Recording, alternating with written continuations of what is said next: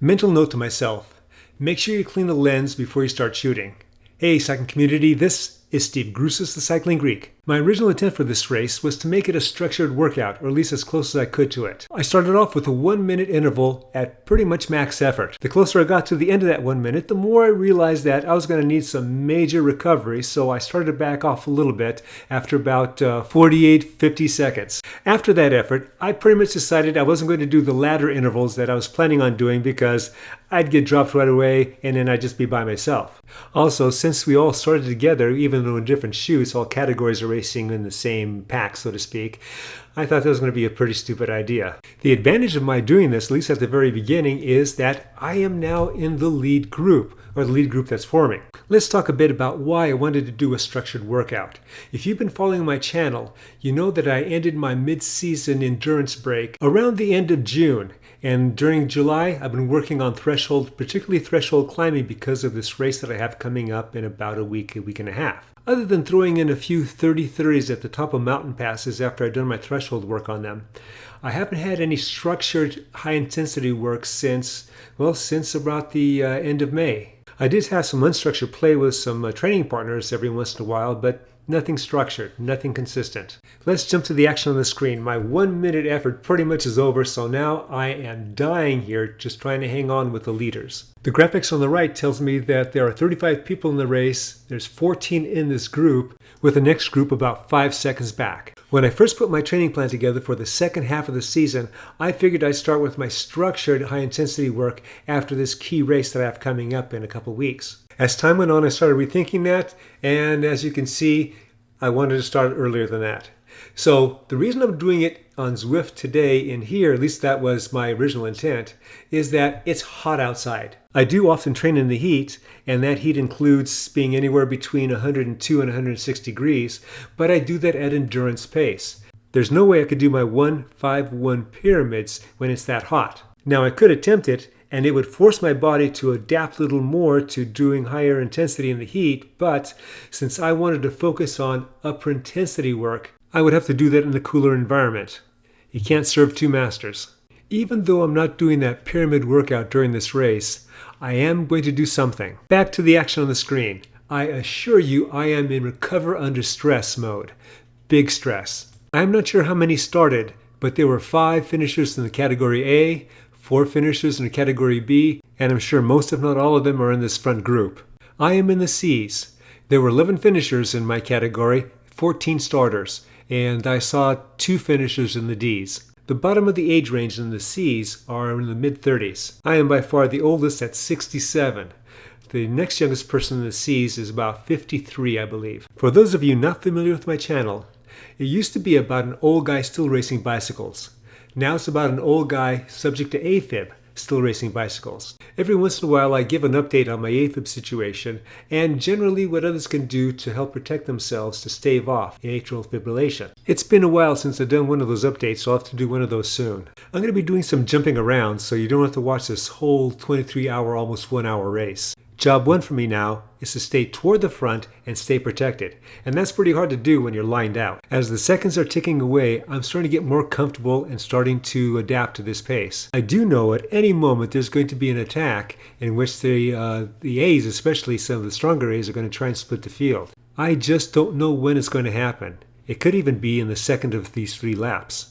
Jumping ahead about 4 minutes, the group that was about 5 seconds back of us made their way up to us. The potential attack I talked about previously is starting to happen now. There is no way I can jump up to that. So what I'm going to do is struggle to get on others' wheels so they can drag me up as they surge up to him. Regardless if this is unstructured, this is another high-intensity interval for me. I do have the presence of mind to look at the graphics on the right, even though it's smudged, and you can't see it that well right now.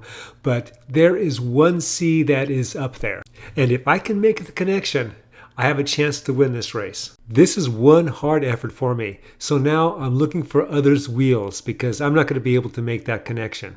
The gap is only 1 second, but at this speed, that is a long 1 second. Using the draft of our chase group, there's a rider that made a slingshot move in an effort to try and get up there, but he's not able to make it. The gap is still 1 second. So we're thinking that they're kind of bunching up. They're tired. I'm hoping that our group can now catch them. There are 5 of us, and we're all C's except for one rider, the one that's in front right now. He is a B. And there appears to be about 9 riders up in the lead group. One more small surge was put in an effort to entice the group to work together to catch the leaders, but no go. I think we were all pretty tired. Everyone's probably all looking at the clock thinking, hey, we're only halfway into the first lap. About 2 minutes later, the Cat B guy in our group, Oida, was getting concerned that the break was now 6 seconds ahead of us. And that's pretty much getting close to the edge of what an individual can do in terms of bridging across. He therefore attacked. Now the rest of us were starting to go with him, but we still didn't have enough legs underneath us, so he went off, and he went off actually pretty strongly, so none of us were actually going to go surge up to him. So he was out there for about 3 minutes. We kept our pace steady, and he may have seen that it was just going to be futile to try and go across those guys. So he either came back, or we got a little faster, or a little of both. At the first part of the second lap, I was feeling completely at ease. So I figured, well, now it's time for another interval. Of course, soon after I start the interval, the ease I was feeling quickly goes away. Regardless, got to put in the work. This wasn't my best effort, but it was an effort nonetheless. The graphics on the right now shows that the group in front of us is a group of 8, and we are down to 4. I figured the best thing I could do is just sit in this lap, and pretty much everyone else was thinking the same thing. I figure I can resume my pseudo workout in the third and last lap. We are now in that third lap. Please excuse my voice, it's sounding a little raspy. This race that we did that you're watching now was on a Monday. I started working on the video Tuesday, and I'm now finishing on it on Wednesday. And after work today, I did about 25 miles with a few intervals, and then I joined a 25-mile fast group ride, really fast for this little guy, ergo the raspy voice.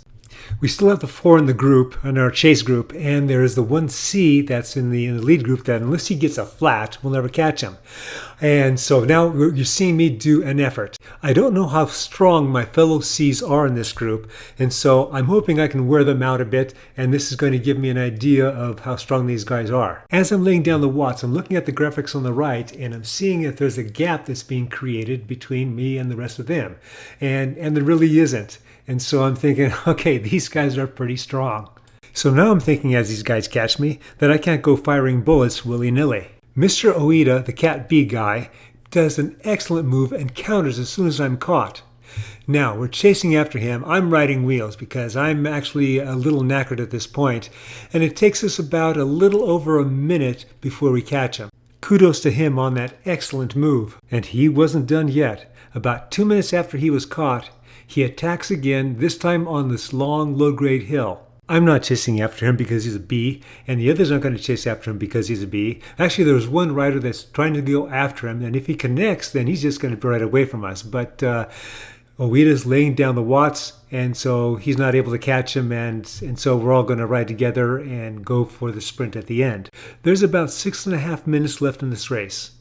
I know I can't sprint. So I have it in my mind that I need to wear these guys out. Now, one of the guys is 42, the other's 53, and I'm 67. Where's the logic in that thought? Regardless, I attack. I put a little more oomph in this one, and this one lasted about 30 seconds. And this is on still on that long, low-grade climb. I'm again looking at the data on the right side graphics. I'm looking to see if the gap between me and them goes above 0, let's say 1 second or 2 seconds. I'm also looking at the data at the bottom, and you can see how far away they are. And right now they're right about 5 meters in back of me. So not that far. When they do catch me, they don't just catch me, they counter, which is an excellent move. However, it looked like they were running out of gas, so they slow up as soon as they get a few meters in front of me. So we have been ticking down the kilometers, waiting for the sprint. And I can't sprint, so I've been thinking about where I'm going to attack. I don't know the course, I'm just going to go on feel. When I've been trying to go from a kilometer before, I would die out after about 0.3 miles. When I attack at half a kilometer, I always get caught at the end. I always get caught. So this time, for whatever reason, I decided to go at a kilometer. This is my move. I am putting everything into it. I started in the back to get a little bit of draft, and then I just shot off to the front. Now, again, I am looking at the graphics on the right, And I'm seeing now a 1 second difference between the two of them. Based on my efforts earlier, this is what I would call a pleasant surprise. Now don't be fooled. I've been in this position before where I've taken off, I've gotten a gap, I'm seeing some numbers on the graphics on the right, and then I'm caught at the end. That is literally what is driving me right now. I am now seeing that those two other C's are split. One is at 2 seconds and the other one is at 1 second behind me. I don't know what gear I'm in, but it's a bigger gear, one that I can hold with a higher cadence at this point. But I'm starting to get bogged down, and so at a certain point I have to shift down. And when I do, I try to raise my cadence just a little bit, at least keep up the pressure. When I look behind me, or rather the graphics at the right, one of the C's is now 3 seconds behind me and the other one is floating between 1 and 2. And right now he's back at 1. Right about here is where the catch is usually made on me in the past. For the last few moments, my eyes have been toward the top of the screen, seeing how much distance I have left to go to the finish. And now it's being measured in feet. And I'm still there, and there's the finish, and son of a gun, I made it there before the others got me. And I got second place. Well, it shows now 9th overall for the group, but second place in the C's. I am breathing like a racehorse. Not bad for an old guy that's subject to AFib. I hope you enjoyed this video and you got something out of it. As always, remember, comment, like, subscribe. The Cycling Greek.